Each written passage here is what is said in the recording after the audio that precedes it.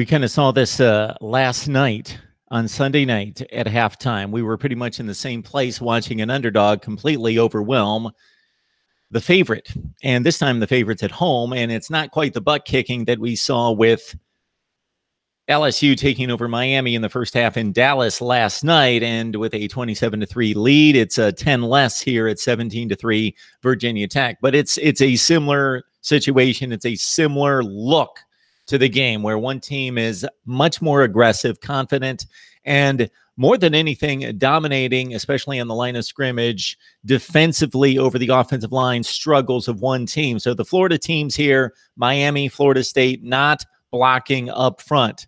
Offensive line woes at Miami continuing. Offensive line woes at Florida State continuing against better defensive fronts. The one part of the defensive team unit coming back for Bud Foster in 2018 from 2017 that we have some familiarity with because these guys have played.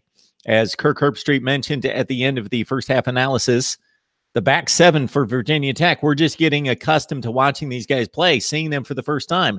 First snaps against an opponent, and it's in Tallahassee at Doak Campbell Stadium against Florida State and Willie Taggart's offense, and they are coming up big, giving up some yardage between the 20s, but coming up big. Mark Rogers TV, the voice of college football, bringing you analysis at halftime of the Labor Day weekend game that we enjoy every Monday night this week one before the NFL kicks in and takes over the Monday night slot. I was trying to recount some of the past games. We had Ohio State, Virginia Tech in 2015. Florida State, Ole Miss, DeAndre Francois' freshman season. A big comeback for the Seminoles in Orlando against Ole Miss, a really good Rebels team. I remember that game. Can't recall off the top of my head who played the Monday night game last year. Doesn't matter. We've got Virginia Tech stepping up to force all sorts of big plays on defense here. And let's run them down. I'll check out the chat, and you guys can obviously call now. So the number here is 860-325-3687. 860-325-3687. I will throw that into the chat, and you guys can reference it. We had 3 calls last night, and really the first time we had the new call-in number and took advantage of that. So that was fun. But I'm going to start with my analysis as soon as I get the call-in number placed in the chat. 860-325-3687. All right. So Virginia Tech got the ball first, and they dumped off the ball to Grimsley a couple times. Hezekiah Grimsley, a kid who caught all of 12 passes last year, but he's going to factor heavily into the offense this year. And we've got a call. So we will go to the phone lines. The call will start at the beep. Hey, this is Mark Rogers, voice of college football. Who am I talking to? Austin Jensen. All right, what's going on, Austin? How you doing? I'm a huge FSU fan. This is killing me. Well, it's not quite what we saw last night. So last night, Miami was getting their butts handed to them completely. Tonight, we're seeing pretty much the same thing in a sense, but you guys are playing okay. You just got to eliminate the mistakes, don't you think? Yeah, we're self-destructing ourselves right now. Yeah, so it's not a situation in which last night at halftime I thought there is no way, unless LSU completely implodes, that they're going to give up this game. They are a better football team than Miami, at least on this night.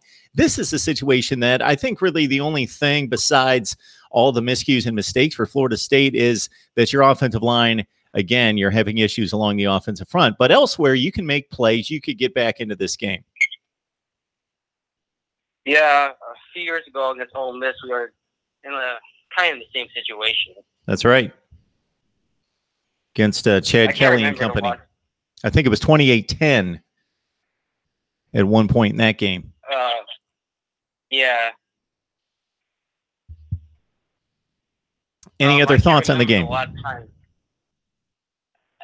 You're right. Our O-line looks a lot like usual.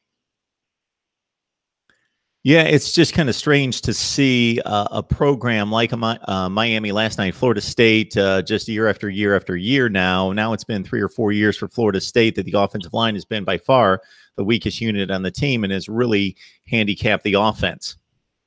And they can't get it fixed. Yeah, I don't know what to think anymore. Unfortunately, you had the play by Nooney Murray where it looked like he was on top of the Virginia Tech player and rolled into the end zone and should have been called a touchdown.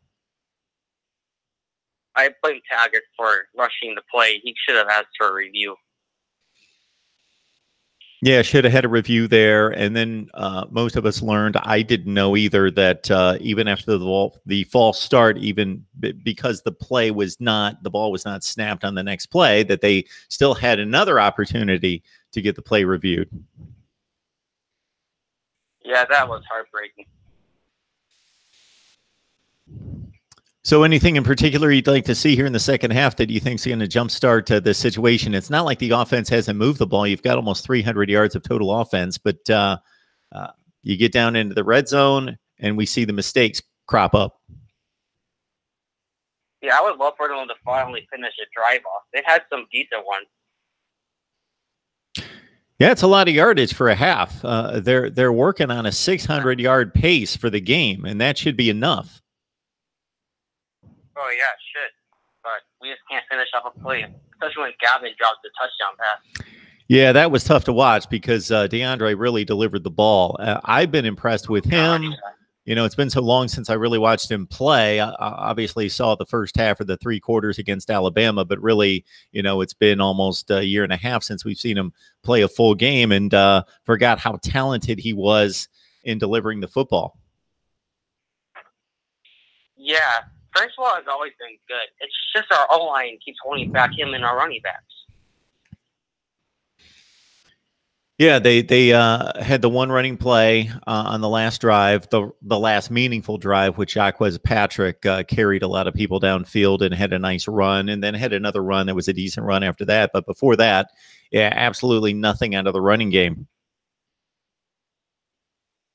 Yeah, we can come back still, but I kind of doubt it. You're not feeling too good about this, down 2 touchdowns. No, I'm not. All right, Austin, I appreciate you making the phone call and sharing your thoughts. I'm going to take another call here. Thank you for having me. Press 1 to start the call or 2 to decline. The call will start at the beep. Hey, it's Mark Rogers. Who's on the line? Bash Gaming again. Bash Gaming. What is going on tonight? Yep. Well, of course, I'm going to talk about the elephant in the room, Florida State and Virginia Tech right now. And you know, I'm not really all that surprised. I expected Florida State. The problem I'm having right now is Florida State's just not finishing drives. If they were to finish drives, Aguayo would hit that field goal there earlier in the game. I believe that was in the first quarter, and you know that should have been a touchdown. And barring a blocked punt, this game could easily be tied. So it's not like Florida State's playing terrible. Virginia Tech's defense is a lot better than I expected, especially in that back end. They are playing fantastic. But really, like these two teams are pretty even, and people kind of nailed it in rankings, at least so far, that I can kind of say with these guys.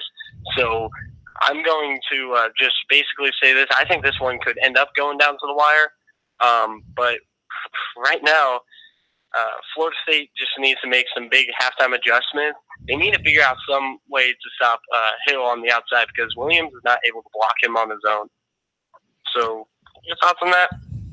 Yeah, Trevon Hill coming off the edge had the big sack in particular, but it was a number of plays, like you mentioned, that they have not been able to keep him at bay. But the big sack of DeAndre at the 1-yard line in particular. But yeah, extremely impressed with the back seven of Virginia Tech on defense, matching up against wide receivers down the sidelines.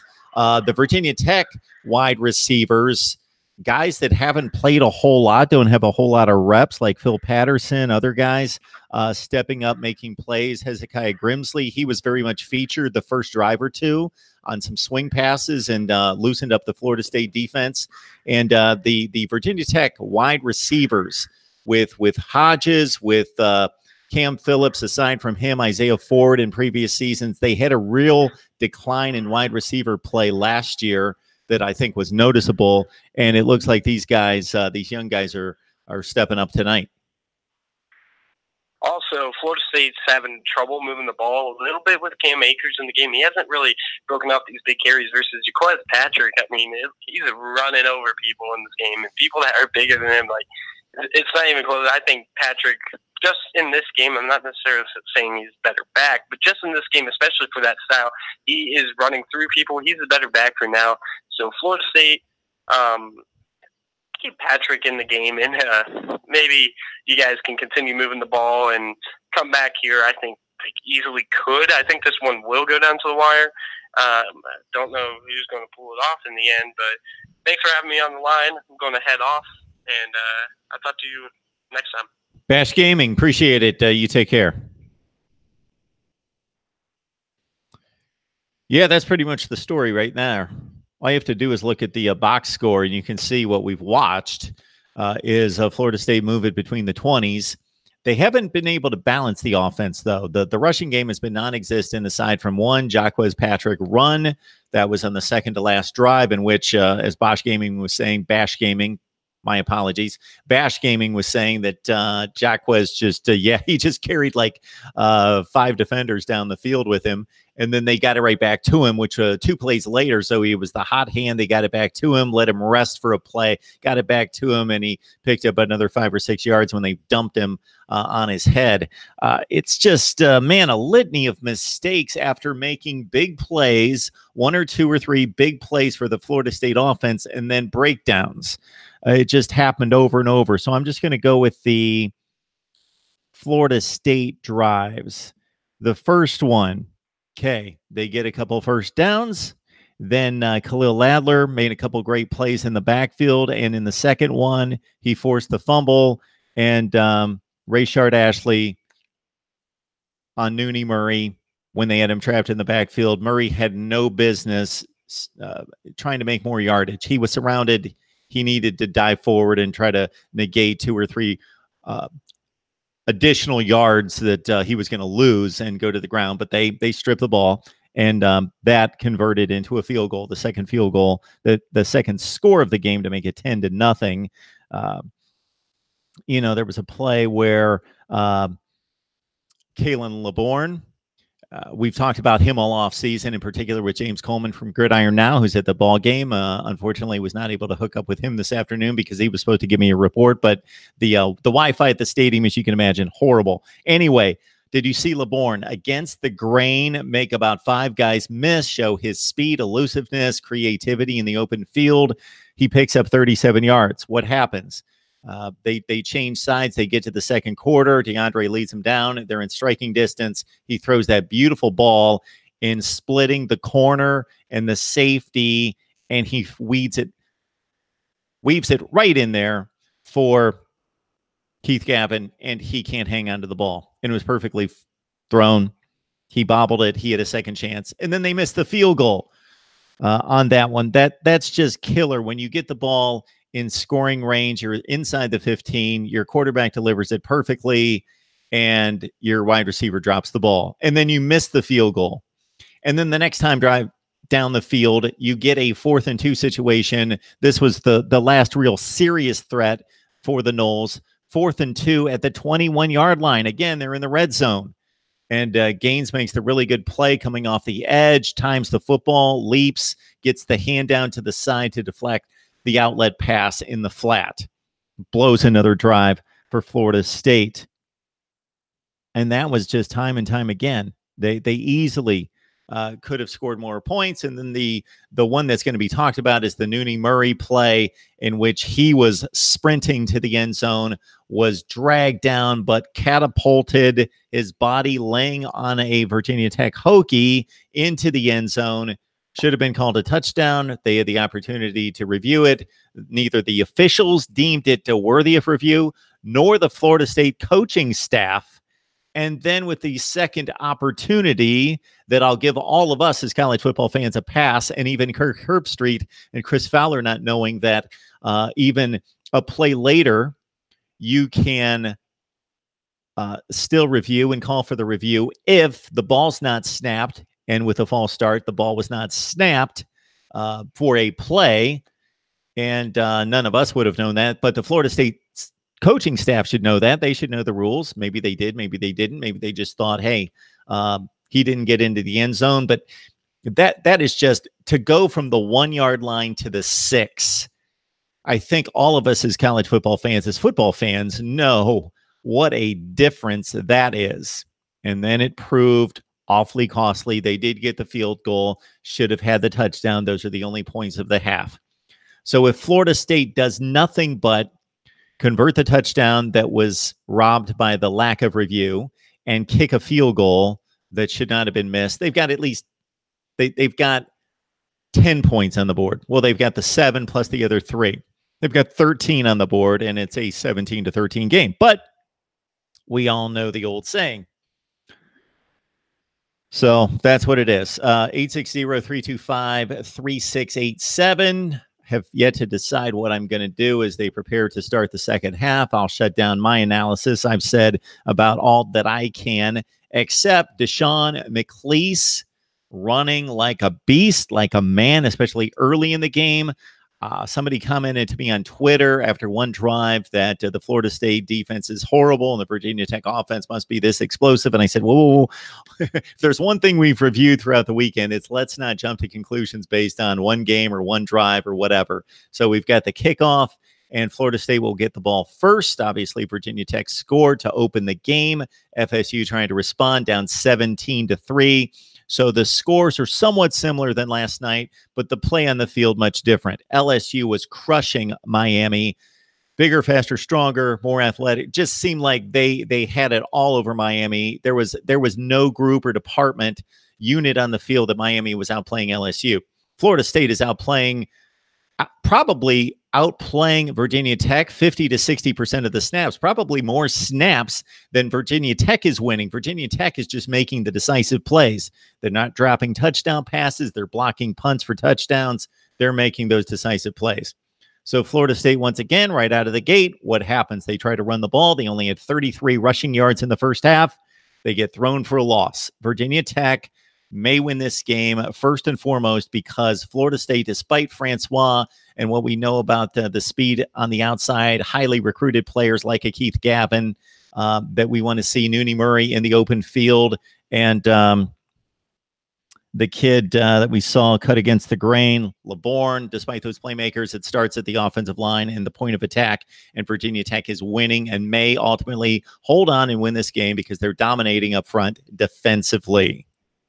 We've got 53 people on the line, so that's a good thing. That's a great thing. You probably don't want to hear me talk into the rest of this drive, so I'm going to go watch football. If you guys are chatting it up here, I'm going to check the live chat because if there's anything that's been asked of me, I'll certainly respond to it. I appreciate you guys jumping on these feeds.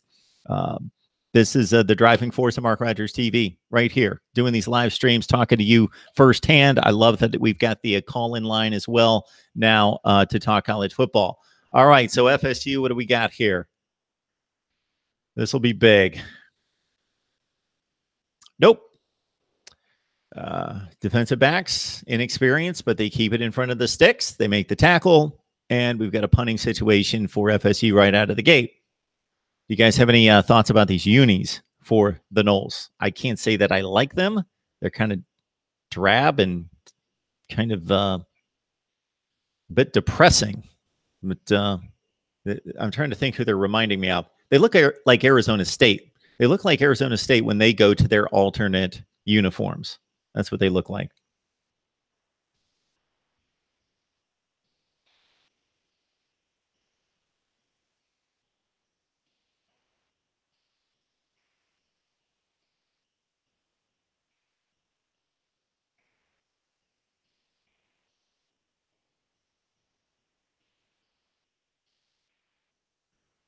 So if this score holds, I know I was saying last night, and I continue to stand on with LSU's performance, I am ranking my top 25 just based on performance, resume this season, not reputation, not expectations, not projections. LSU is going to be my number one tomorrow, most likely. If this continues, Virginia Tech might vie for number one and certainly a top 5 slot at Tallahassee, where LSU obviously had the neutral field and somewhat of a fan advantage there over Miami.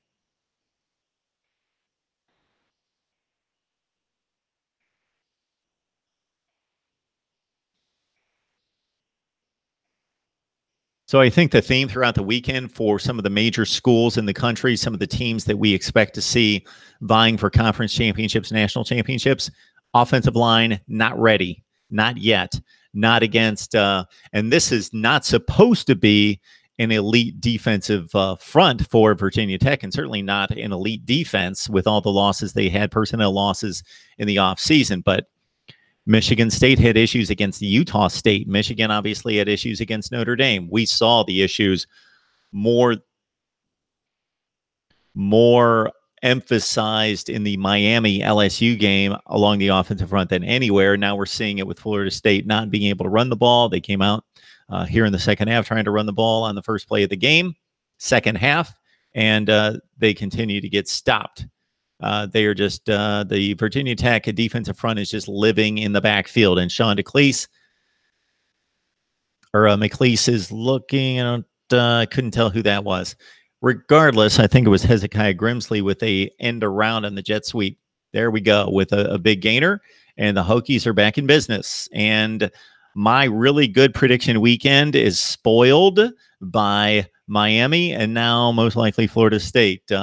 I made the call right before kickoff. I had forgotten that I did not make a prediction on this game, and I always want to make my predictions public. I should shoot all of them on video, but I actually, if I get caught into a spot where I can't get them on video, I'll put them on Twitter. So I want to make them public record, so I'm not claiming victories that nobody saw. But I threw it out there at the last second. I didn't even think about it. I just thought, okay, Florida State's at home. Virginia Tech's lost so much on defense. They've had such a rough offseason. And Florida State's going to come out with Willie Taggart, and they're going to play a solid game, not blow out Virginia Tech. But I was looking at something like 27-17 Florida State. So I took Florida State minus the 7. Not going to happen. This is going to drop me to 12-7 against the spread this weekend. As we see McLeese with another good run, and the Hokies dominating, too strong of a word, outplaying the Florida State defensive front with their offensive line. But they did have an issue with a snap, and they've lost some big yardage.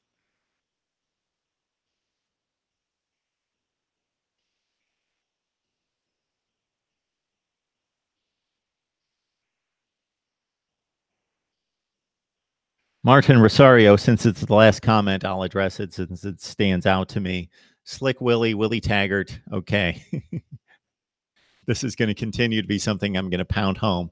We've watched his team play one half of football, and he is building a program at Florida State. Sure, he inherited a nice roster, but Willie Taggart knows what he's doing. He's not overrated. I'm not saying that he's going to win national championships at Florida State. I don't know. I think he's going to have a fine run in Tallahassee. Let's not make a judgment. I know as a Miami fan that you want to run and make a judgment, and it's nice trash talking to talk about Florida State's issues in the first half, but it's game 1, first half. Easy.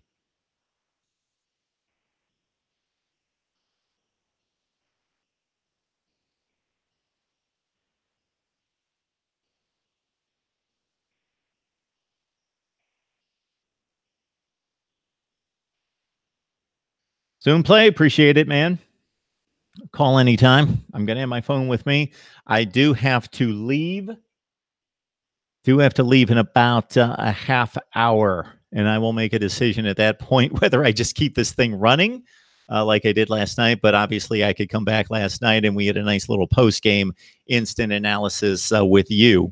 But tonight, it would be that I would be gone and just let this thing fly. So I'm considering that because I've got 40-some people in the chat, and you guys are talking it up here while watching the game.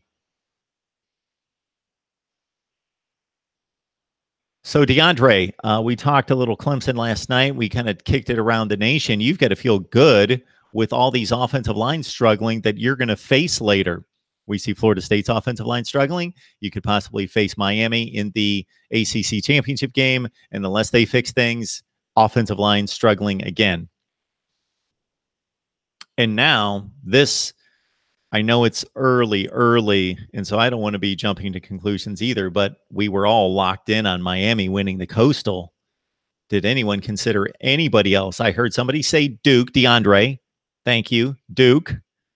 And I heard somebody else mention Georgia Tech last night, but that was after watching Miami struggle. But in terms of a preseason selection of anybody other than Miami in the Coastal, the only team I heard out of anyone's mouth was Duke by DeAndre.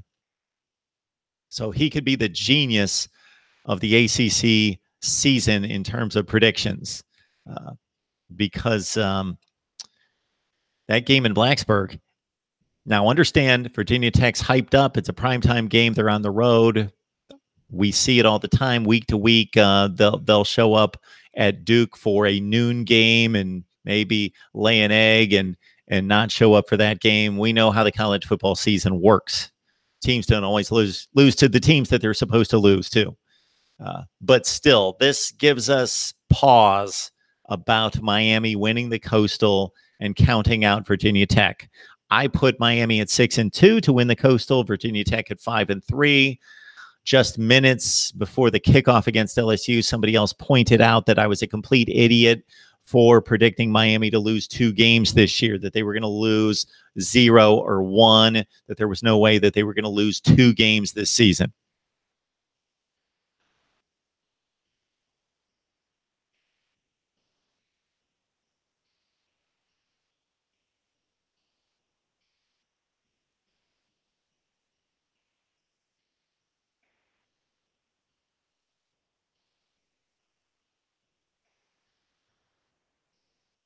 All right, guys, I've got to get a few things in order. I'm going to keep the chat up. I'm going to keep my eye on the game, and I'll be sitting down from time to time, and I don't know what to let you know about. Okay, I've got to call in. I'll take the call. To decline. The call will start at the beep. Hey, it's Mark Rogers TV. Who's on the line? Hello? What's up, Mark? This is DeAndre. How you doing? DeAndre, I'm doing just fine. I was just giving you props about your Duke selection. Yeah, I'm kind of disappointed in Florida State's offense so far. No doubt. Well, yeah,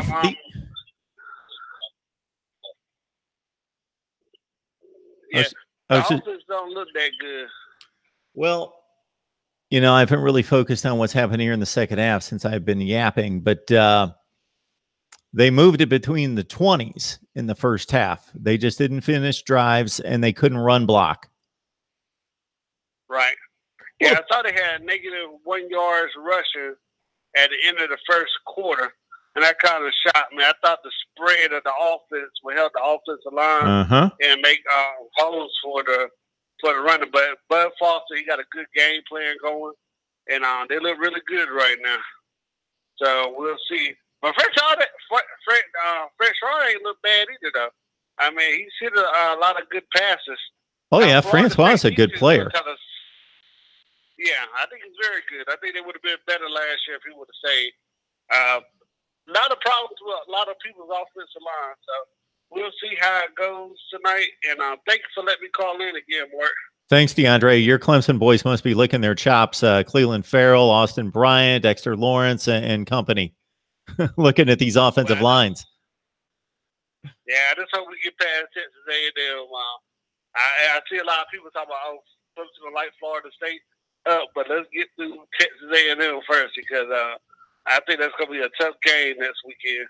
Yeah, we've both been watching. We've both been watching college football enough to know that you know, you can have that bad game, that off week. especially on the road, and different teams show up every week to a certain extent. Right. Yep. All right, DeAndre, appreciate the call. All right, man. You have a great night. You too. DeAndre Crawford chiming in. So we enjoy the phone calls. Certainly call in.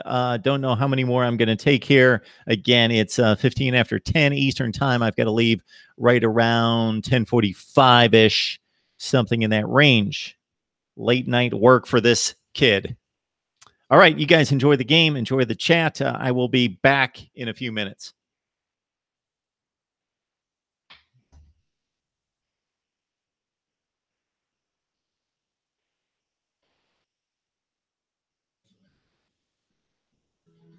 Through September 10th, use Labor Day cash and trade up to this Silverado to get a total value of $11,000 when you finance with the GM Financial.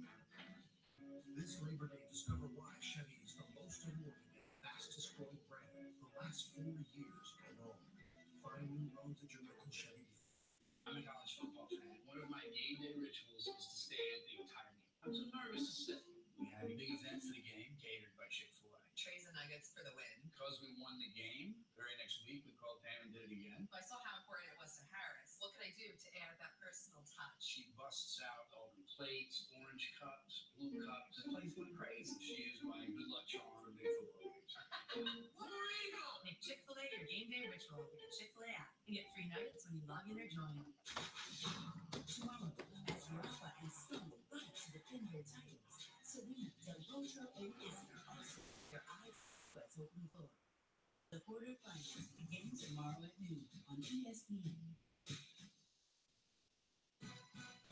ESPN College Football, brought to you by Chevy, the most awarded and fastest growing brand for the last 4 years overall.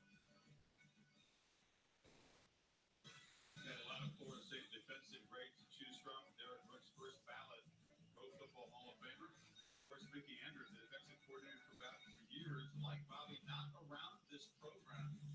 Jimbo Fisher, coach, but welcome back by Taggart. Look at Mickey up there surveying the defense like he's still in charge. He sure is. Good to see him back in this program. Same. He's a playing the defense as well. He's taking over from the 40, plus 40.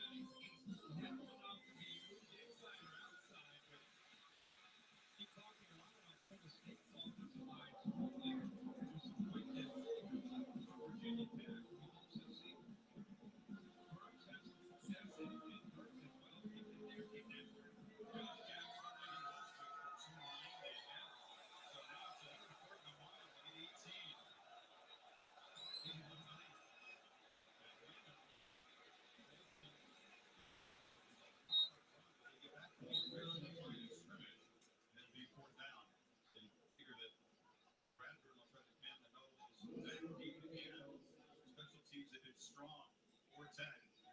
His punt's been a big part of it. Almost got to be really careful there.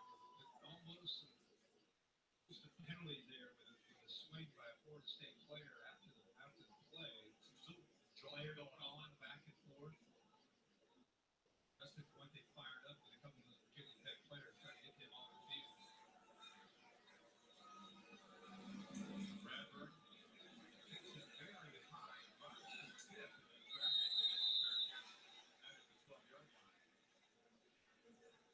So Florida State's defense does its job. The offense not yet on track tonight. ESPN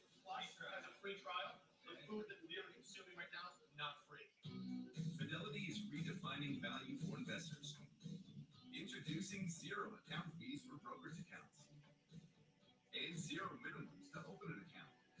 We have Fidelity mutual funds with zero minimum investment.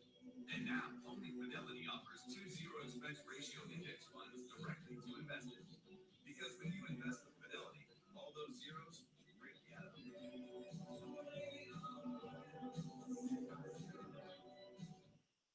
Ask yourself this. Would you believe a 15-year-old kid was working for the federal government?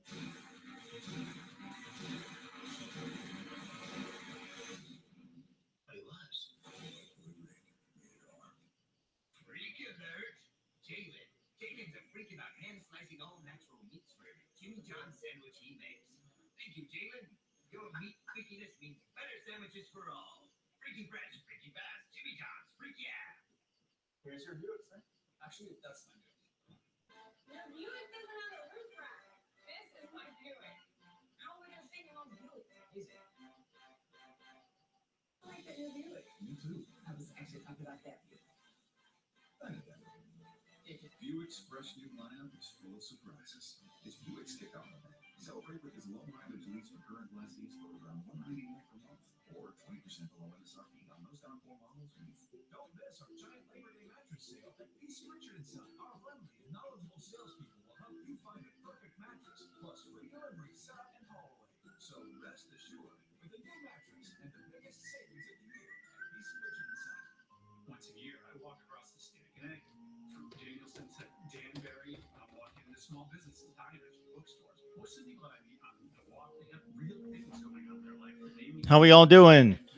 All right, let's see what we got. What you guys talking about?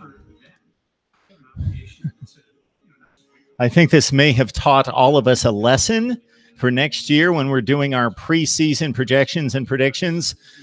Do a hard study on offensive lines, like a massive study on offensive lines. Maybe I'll make a trip to everybody's camp and ask for a scouting report from an insider on everybody's offensive lines. That seems to be a major focus, and I talk about that all the time. I try to give love to the offensive linemen, and if you notice in my predictions and preview videos, I try to look up as many offensive linemen that are key and talk about them, and I don't see that a lot in other people's previews where they just mention the star wide receivers and running back and quarterback and a couple defenders, and that's it. I try to give some love to the offensive line because these guys make it happen, and now we see it. Michigan, Miami especially, and now Florida State, offensive line play bad.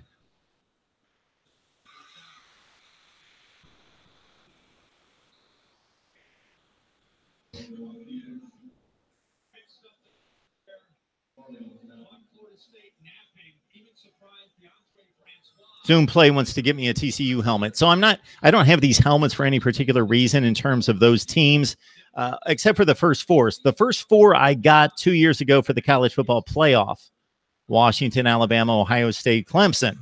And then I was able to pick up Ole Miss and Tennessee just because they were at work and they were getting rid of them.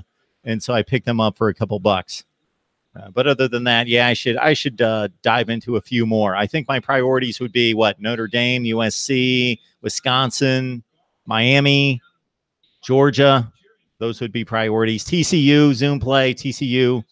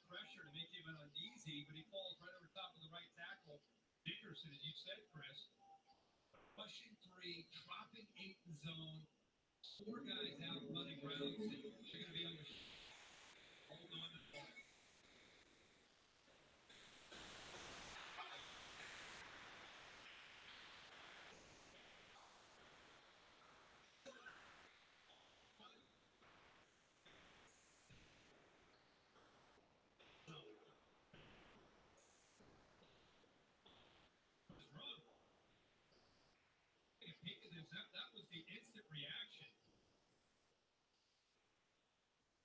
Ballard had one blocked earlier. Contact was made.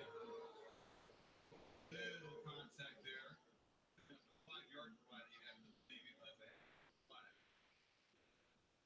And Willem Pennington's more active. The second time he's made contact with the punter. The guy that bumped him on the block by Cunningham. 16-yard punt. It's trying to challenge this little defense. The kid in the game for some stops. That's time here for you, Morales.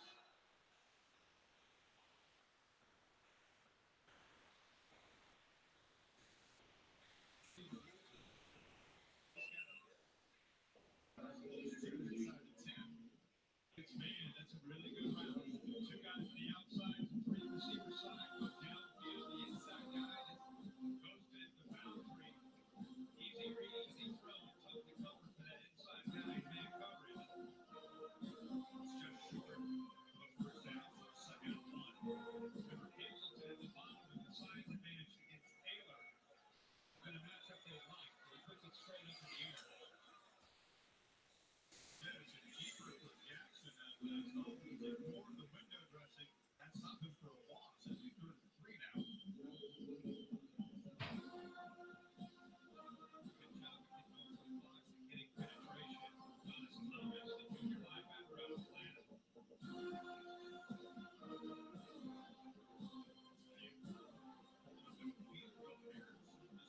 17-point game. That would be a huge win for this defense. Says the weekly wants the back. These are straight ahead of a muscle forward people. Very close to the marker at the 9. They fired up as he takes the headset off to deliver some kind of message. It is a first down. He sent a message to one of the officials.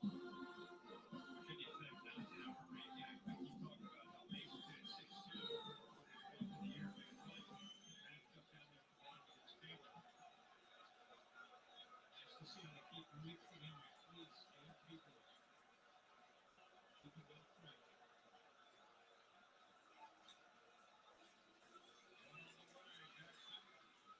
Don't run him just enough to make you have to respect it and know that it's to be aware that he's a threat to run the football. A running quarterback affects the defense. You have to have your eyes and be aware of the quarterback's threat. It makes it easier to defend. You don't have to count on him as a number or count their numbers as defenses in that box area. But if you know he's a threat, it can affect the coverage you have to play. You got a lot of first downs. Like almost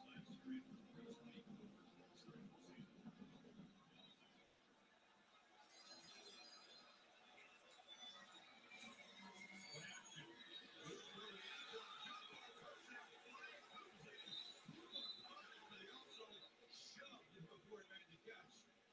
Myers is knocked backwards.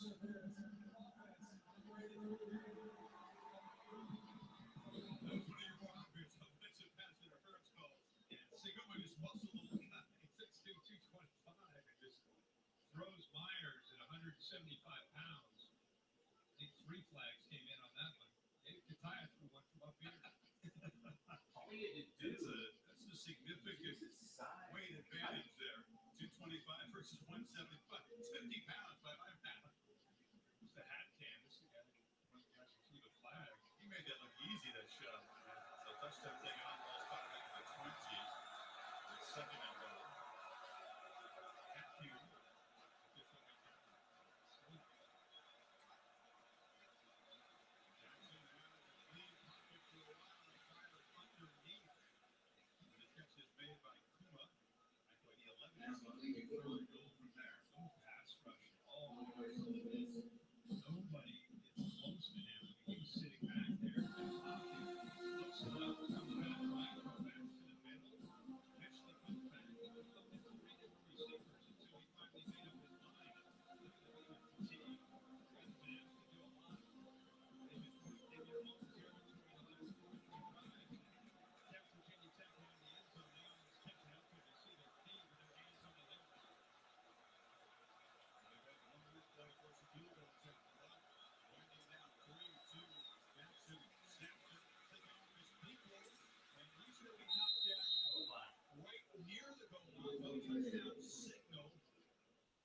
would make it 4th down. He came close. He got a nice block there by Cunningham. Hamilton blocked him, but he's definitely short. Rest of the pile on hand. Inside the line. 2 to 0. He will sit in there.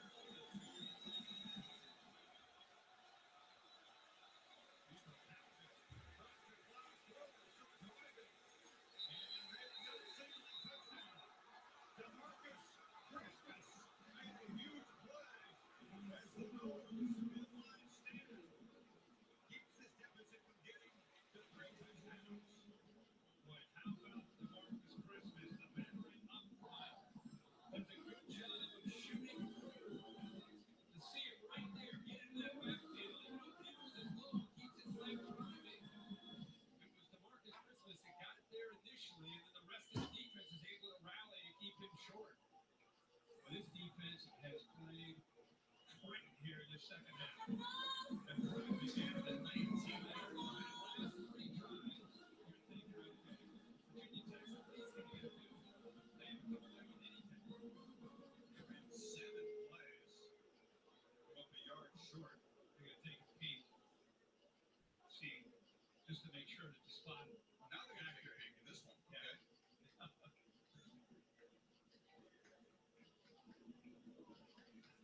They were 100% sure Murray did not score.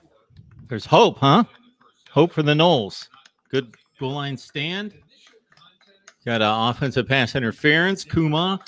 That was a dumb play by him because it was obvious, but also because look at the size difference and the height difference.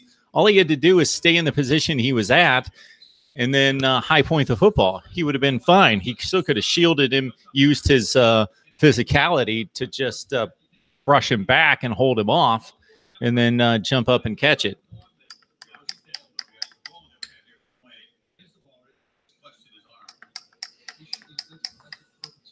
Go Bruins 55. Go Bruins 55. Difficult weekend for you guys. This was the one game on the schedule that I thought, okay, UCLA is going to win that one. They've got a very difficult schedule. I gave you a top 5 difficulty scheduling. But, man, that was a rough one against the Bearcats, especially when you led 10-0.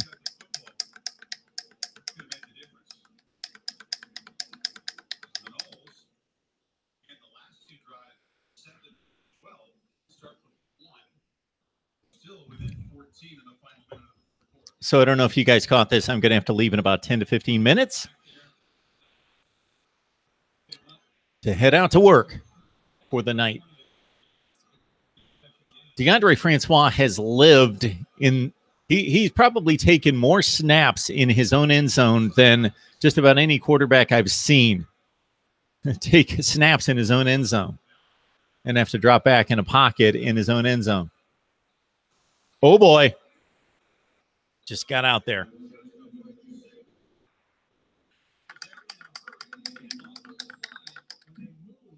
Yeah, I saw that Spate went down. And what can you say about DTR? It's his first game. His stats weren't bad, but he played badly. I didn't see any highlights. I didn't see the game, of course. But,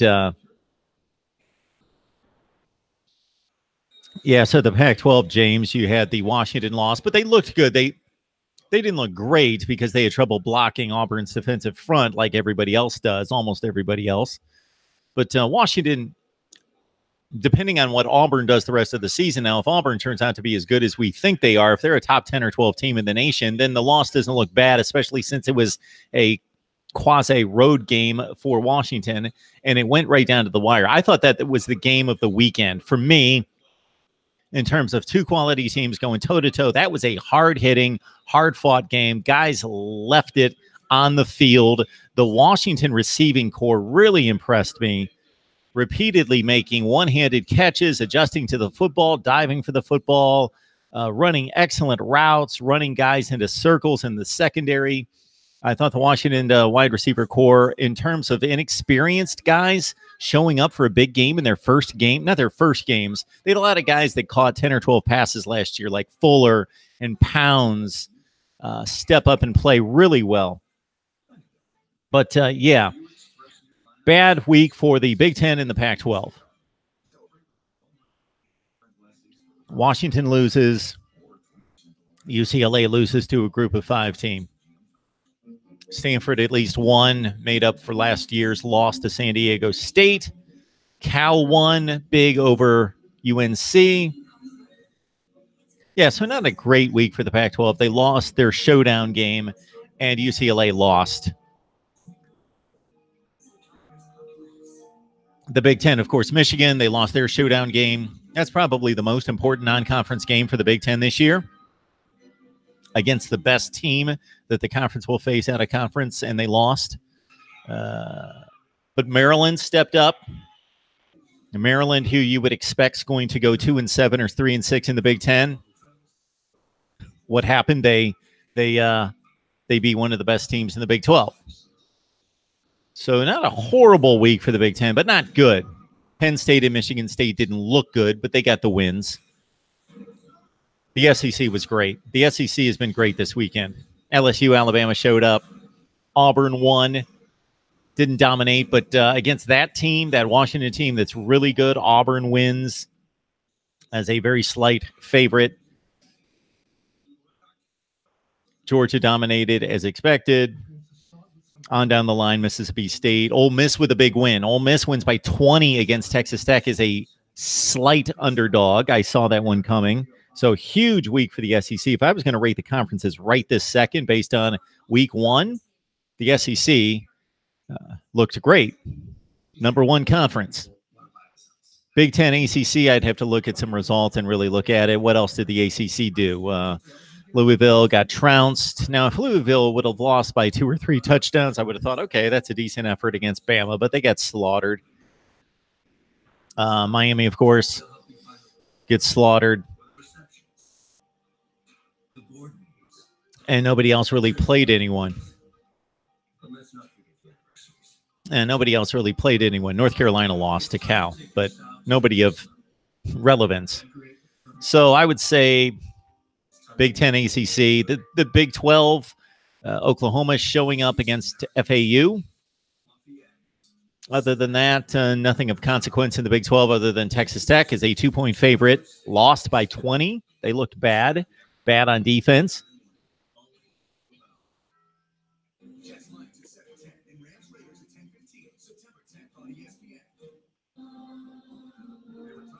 James, yes, I mentioned the Maryland win against Texas.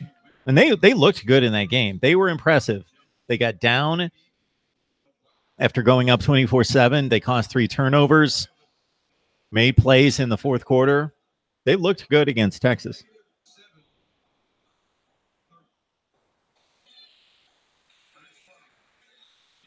Ew, we had him.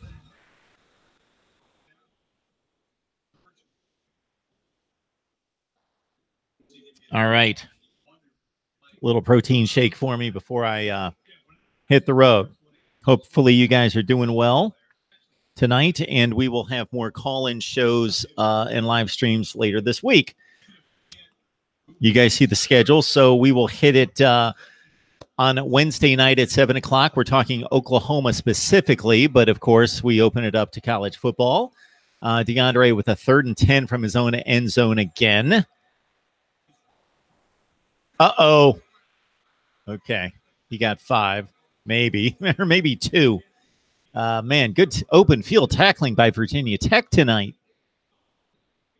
Excellent open field tackling.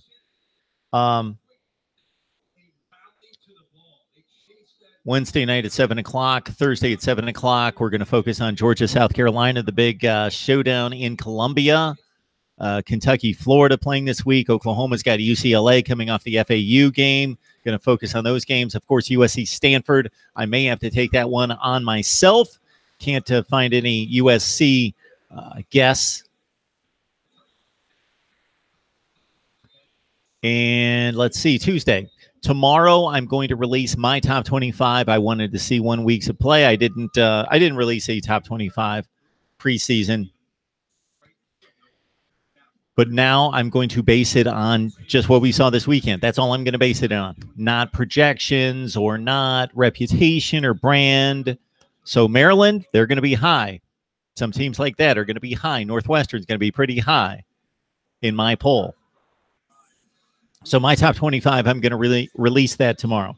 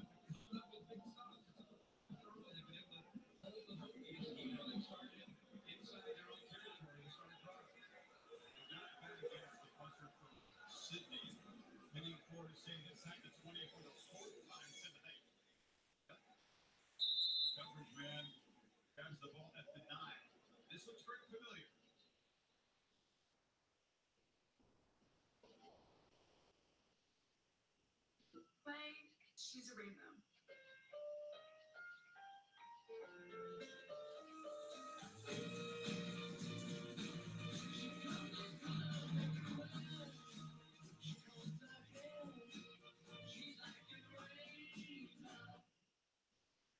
All new Acura RDX with EOS Studio 3D sound. It's everything we ever imagined and then some.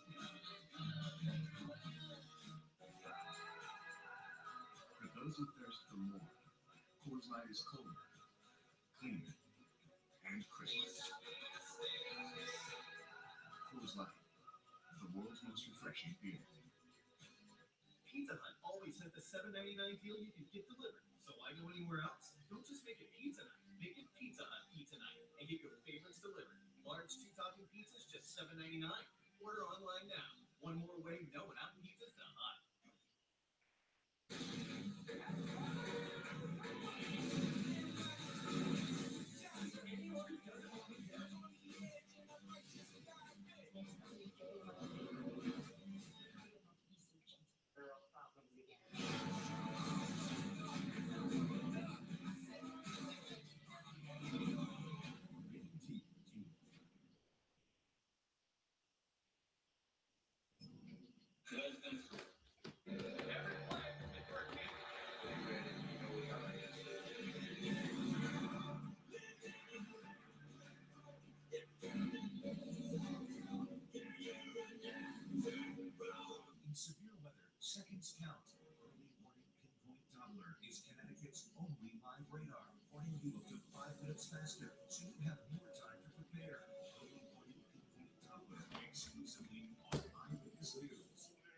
When seconds count, you have the power of early warning pinpoint Doppler, warning you up to 5 minutes faster at home or on your phone.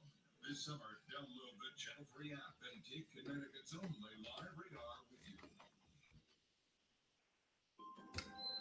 It's the final days of the Ford Summer Sales Event.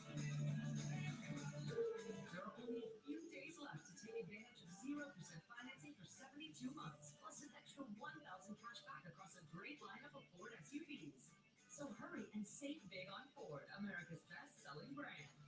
Now get a Ford Escape with 0% financing for 72 months, plus $1,000 cash back. Or lease for only $149 a month at your local Ford store. There's the National Championship Trophy presented by Dr. Pepper. We've run it Santa Clara to playoff semifinals on December 29th. For those last 4 drives, Pittsburgh started from their own 12-yard line or worse.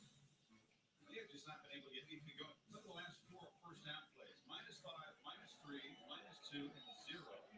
I think you got to go back and try to hit the seams, the vertical seams up the field. And they're not having a lot of success out of the end against your corners, but you can maybe try to hit something upfield.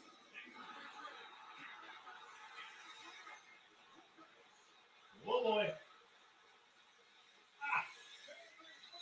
Wow.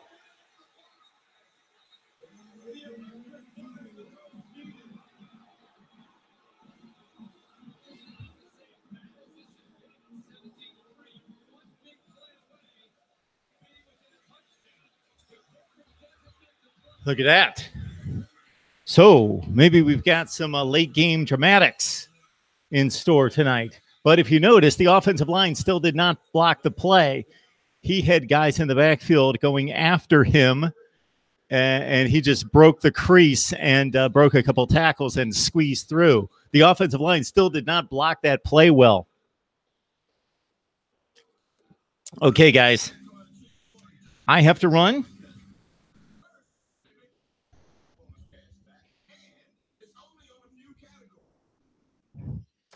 Here's the deal. Mark Rogers TV, voice of college football, top 25 coming out tomorrow. So I'm going to look over the weekend's results. I've already got an idea of how I'm going to rank them based on performance for week 1.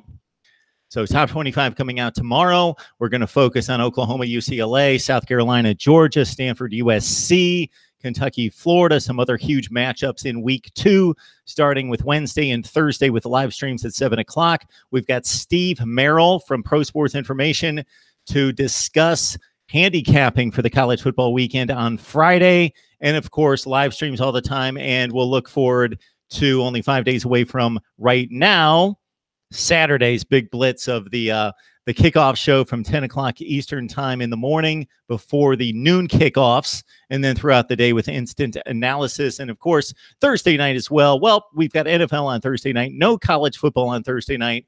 So we will do some talk and preview the Saturday games, but no instant analysis on Thursday because no games. I don't know, remember offhand who's playing on Friday. But once again, our top 25 to be released on Tuesday, Wednesday, and Thursday live streams at 7 o'clock Eastern time. Take down the number of 860-325-3687, and I'll, of course, provide that so you can call in on Wednesday and Thursday in particular. Friday, a bit of a potpourri depending on what we have to cover for the weekend in regards to previews and predictions. And then, of course, all day Saturday, we'll blow it out, starting with our kickoff show at 10 a.m. Eastern time and instant analysis throughout the day. I appreciate your support. Mark Rogers TV, the voice of college football. Hopefully, for those of you who signed up for the newsletter, you enjoyed it today and had a chance to look it over. Certainly send me your suggestions for anybody else.